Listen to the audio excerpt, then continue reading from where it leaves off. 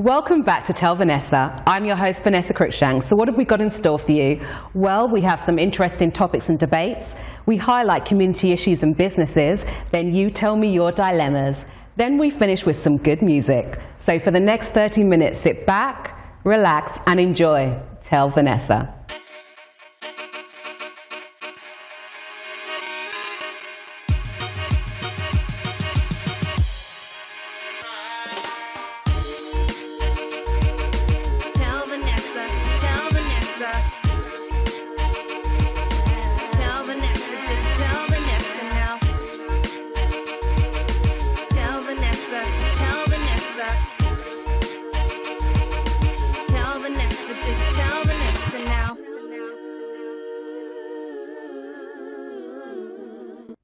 Today we talk about bullying. The reason I decided to do the show today was because there's a video that's been going viral via social media, and to me it was bullying at its worst, and it affected me, it made me angry, and I decided we need to do a show on this. So we have in the studio today a young girl who's going to talk about her story about being bullied. So Cairo, thank you so much for coming in this evening. So you were bullied. Tell me a little bit about what happened. Well, I was in year 7 and it was like the beginning of secondary school for me. I was really confident until 2 terms into the school year. I kept on being approached by older girls and asking me random questions that I had no clue about and just trying to make me feel uncomfortable. And then eventually it spread around the school and it just became a thing that people were doing. So do you remember some of the specific things that they said to you? No, I don't know specific things, but the majority of the things they were saying were lies and just, yeah. So you said that some of the stuff, the bullying, took place via social media? Yeah, I would get comments, horrible comments onto my picture, and yeah, direct messages from people asking me questions about lies that other people made up. And how did it make you feel though? It just made me feel uncomfortable in school. I was scared and always upset. So when you say scared, does that mean you were scared of actually going into school? I was scared of going into school because I would always be alone and there was no one to talk to, had no friends. So you said at some points that it made you feel like you didn't want to be here? Yeah, sometimes it just made me feel like ending my life because it's just a horrible thing to go through, thinking that you have to go to school every day and experience. So what about the teachers? Were there any teachers that you could go to? There were some, but after I told them, they would just put them in exclusion. It just didn't really help. And what about outside of school? Was there anybody outside of school that could help? Not really, no. So you really felt alone? Yeah. So what would you say now then to the bullies? I would just ask them why they done it. I wanted to know what was in it for them, why they wanted to make me upset, and I don't know, how would you feel if this was happening to you? That's a good point, really good point. Yeah. Cairo, thank you so much for coming in this evening. That's fine. Earlier I spoke to a psychotherapist about the effects bullying has on young people. So what types of bullying are there? So I've heard of incidents where young people have been bullied in school in terms of sexual violence, physical violence. How common is that? It's happening more and more to the point where it's increasing bullying in a lot of schools. I know a case at the moment I'm working on with a young girl who's been pushed into the toilets by several girls and she was left naked there for several hours. So what type of psychological effect then is that going to have on a young person? Well, they lose confidence and believe in themselves. The fear of that happening, and in such a mixed school, the shame that they were carrying is really damaging.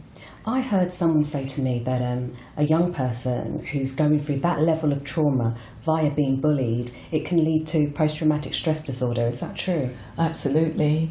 Post-traumatic disorder doesn't happen straight away in some cases. It happens later on in life. It's also the more serious psychological illnesses that comes from it, mental health. Like what are we talking about? Psychosis, schizophrenia even, nervous breakdowns, where they could end up in mental institutions for life. Wow. So then what can a parent do to actually look out for the signs and symptoms that something's going on with their child? Well, the behaviour would have changed. There's no doubt about how they were and how they become. A lot of times they become isolated, Okay. they become angry, sad, depression sets in. You could also see physical symptoms are changing to the point where they may be biting their nails or even self-harming.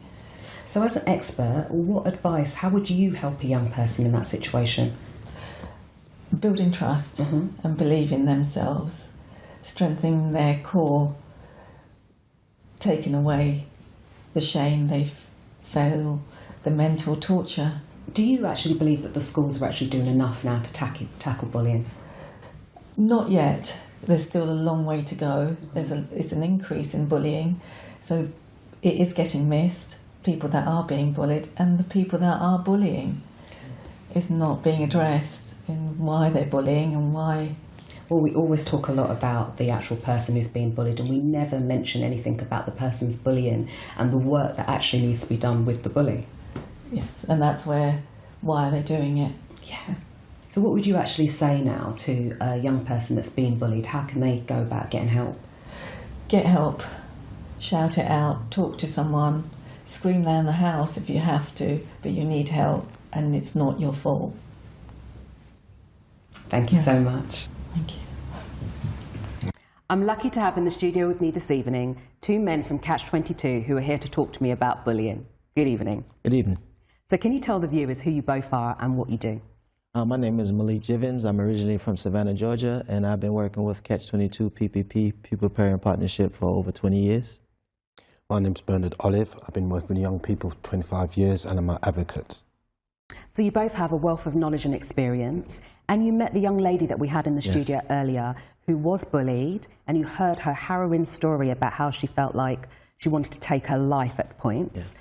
But you've also seen a video that we can't show, but that video was of a young boy who was being victimised and intimidated by another group of guys, and people say it's bullying, but to me it's extreme forms of bullying, really bad. What do you guys think of that? Well, it's a tool at the moment for the social media aspect of things. A lot of these young people are using that to control others, and a lot of times it's because they've been part of that process as well, and they're looking at ways to kind of do that to others, to have that control. But that video in particular, if you saw what was happening where he was being made to strip in front of others, does that happen a lot? Do you hear about that stuff? Yeah, I mean, yes, it does happen a lot, and it's a power thing, yeah. And you know, you've got this one individual and maybe 3 or 4, and they've got the power, and they use that, you know, against that one individual as a tool to say, look, you need to do this, or else we'll show this, yeah. And as my colleague said, we're humiliating them, you know. And sometimes these people have been humiliated themselves. They've been through that process themselves. Yeah. But it must be really difficult to be working with both the bully and the person that's been bullied, because especially when you watch something and you hear some of the stories of what the actual bullies are doing, it must then be really difficult to kind of work with these young people to kind of deal with that situation. Yes. Well, I think we need to have understanding. So you need to have understanding from both parts. So if we want to figure out how we go forward, we need to understand why this group of people are doing it. Is the same thing, same way. We need to understand the impact it's having on that young person as well. But like we said before, that group of young people would have went through the process as well. So what about schools? Because the young lady that we had in earlier, she said that she didn't get any support from the teachers in schools. How do you work with the schools to ensure that the proper support is being put in place? I mean, what we do, we actually go to the homes and we look at it. We work with the psychologists as well, and then counsellors, and we do group sessions, one-to-ones with the victim and the perpetrators, looking at why, the history, there's history on both sides, you know. There's a story to tell on both sides. What about the government? Do you think the government's actually doing enough to kind of support, whether it's schools or just in terms of bullying by itself? I think it's more that could be done. I think they are trying their best to get an understanding of what is trying. Well, you know, like I said, it's not perfect, but I think there are efforts that's trying to be made to kind of battle this thing. Because I think a lot of times it's the understanding of it as well, or where it's coming from. It's not quite there yet. And it's just not just the schools and the young people, society as well. You know. But society's big. It's like, how do you change society? Yes. Well, I mean, the bullying, the gang culture, and everything. It's not just one specific thing. It's so many different things. That's why it's so hard to deal with. You know, you've got to chip away. You know. So I mean. And one thing I would say that it starts with each household. First, because I think parents need to have an understanding of what's going on in their young people's lives, and try to help take control of that. But they need support as well. Yes.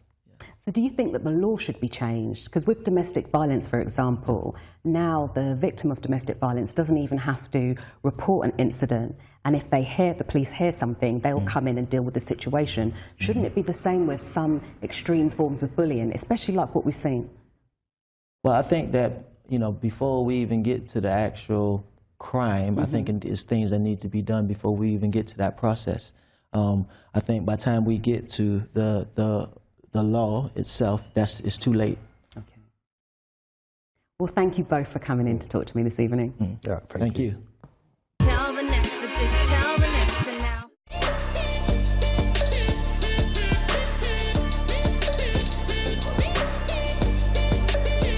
It's Deliberate sponsors Tell Vanessa.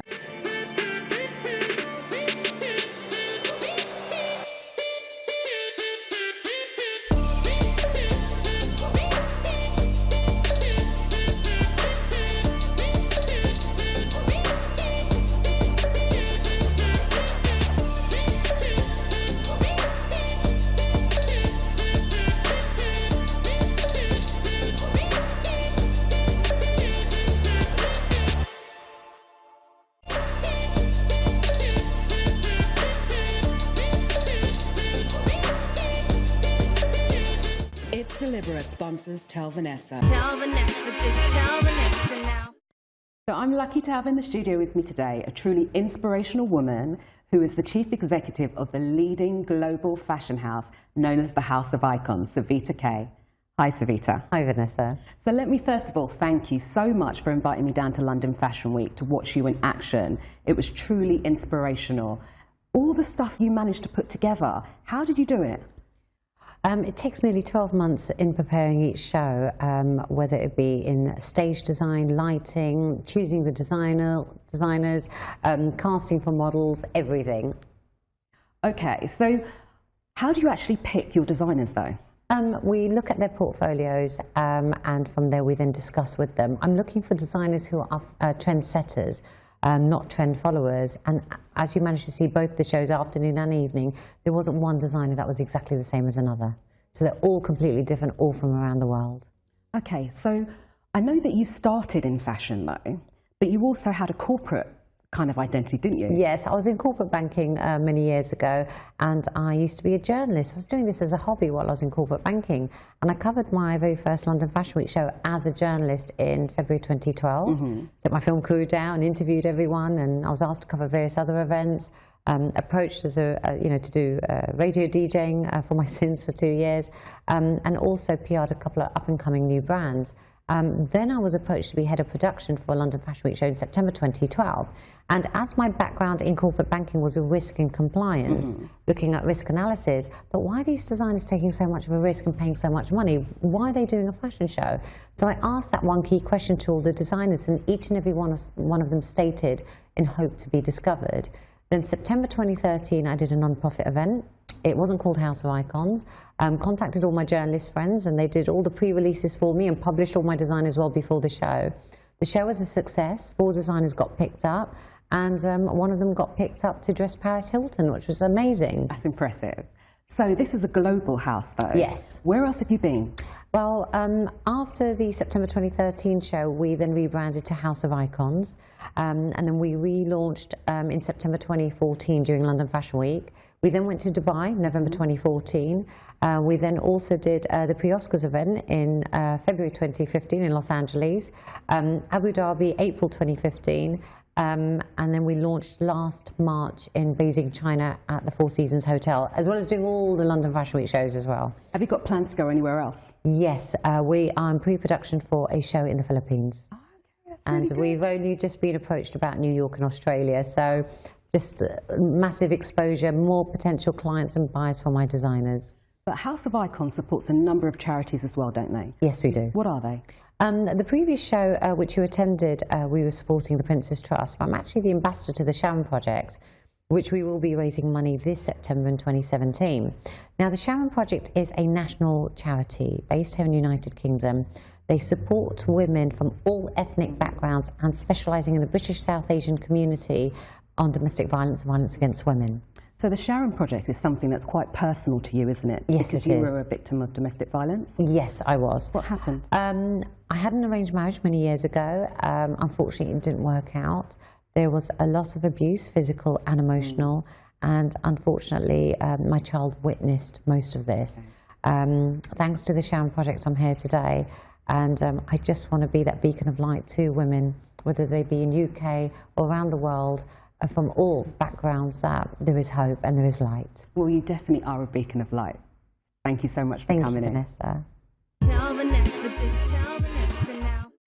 This is the part of the show where you tell me your dilemmas, I tell you what I think, and then we take it to the streets. Our first dilemma is from a lady called Beverly. I've been with my boyfriend now for 3 years and I love him very much, but I recently caught a sexually transmitted infection, gonorrhea. I have always been faithful, so my issue is the clinic told me that I would have caught this infection from my boyfriend. When we spoke about it, he told me there was no way that he gave this to me. He loves me way too much to ever cheat. He said I must have caught this from the public toilet. He was crying so much, saying that I have to believe him. He even went online and showed me a case in America where someone caught it from a public toilet. I kind of believe him now, and I want to put this whole mess behind me. Should I trust him? Tell Vanessa, just tell Vanessa now. You sound like a sweet girl, but he was crying in shame at being caught. Fact 1, gonorrhea is a sexually transmitted infection. If he didn't catch it from you, you caught it from someone. Fact 2, you can't catch it from the toilet. Fact 3, let's just face it, he cheated, honey. What you need to decide is what you're going to do next. Because rather than own up, he actually stood in front of you blatantly lying to your face. I would get rid of him, honey. He's a cheat and he's a liar. But as I say each week, this is just my advice. Let's hear what they say on the streets.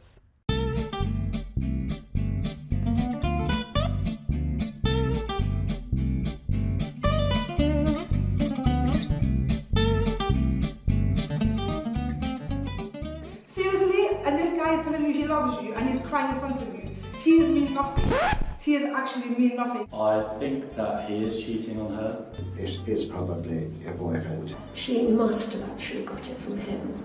Her boyfriend did cheat on her, that's 100%. Highly unlikely that it has been from a toilet seat. It's most unlikely that he would be honest about it with her, because nobody wants to lose a partner if they've made a mistake, maybe once or twice. I'm so sorry to be so blunt and honest, but you just have to move on. This is something that she is going to have to really just sit down and talk to him about. I can cry in 2 seconds right now. It means absolutely nothing. You just need to move on, babe. It's as simple as that. So Beverly, I hope you take our advice. But like I say each week, a problem shared is a problem halved. So we've come to the end of another great show. I hope you've enjoyed it as much as we have. I'd like to thank all our guests and thank you for sending in your dilemmas. So now we've got a special treat for you. I'm really excited because I love this woman. We have the Queen of Lovers Rock, Janet Kay, in the studio.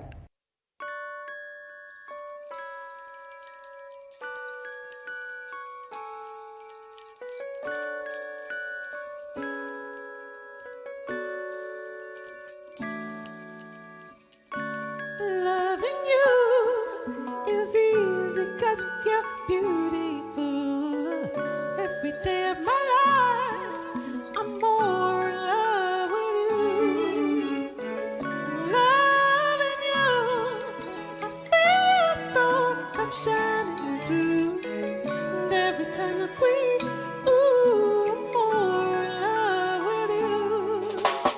La la la la la, la la la la, la la la la la, la la la, doo-doo-doo-doo.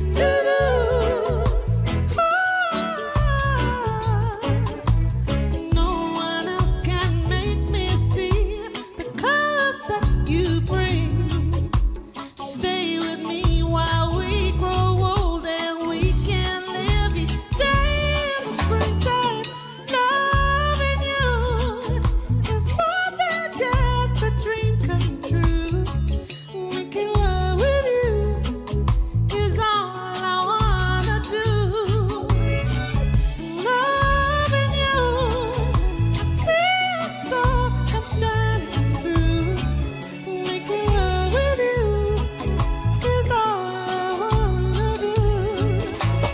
La la la la la, la la la la, la la la la, la la la, doo-doo-doo-doo.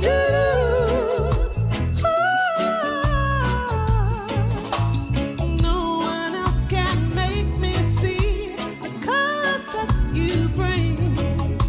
Stay with me while we grow old and we can live each day in the springtime. Loving you is more than just a dream come true. Making love with you is all I wanna do. Loving you is more than just a dream come true. Making love with you is all I wanna do. La la la la, la la la la, la la la la,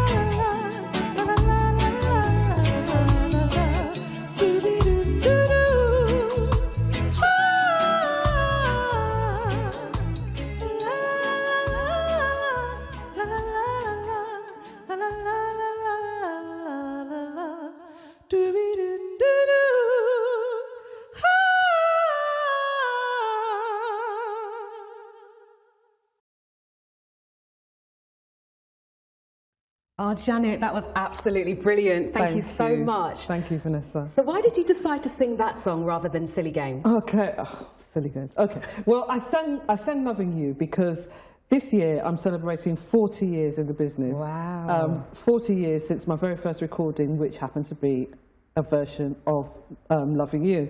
I've actually recorded it 5 times in my recording career, so I decided to sing that one. But you did a really good performance, and thank you so much. Thank you. So where can people actually see you perform? Oh, well, my next performance will be at the Millfield Theatre. I host an annual Mother's Day show along with Victor Romero Evans. Comedy. It's called Songs and Laughter with My Mother. And we've got Curtis Walker, and we've got Judy Love, comedians. We've got Lorene Cato, Queen of Gospel, Queen of Lovers Rock, Sandra Cross, and Legend of Lovers Rock, Mario Legato Frendo. It's going to be a fantastic show. It sounds really good. Thank you again for coming. Thank you.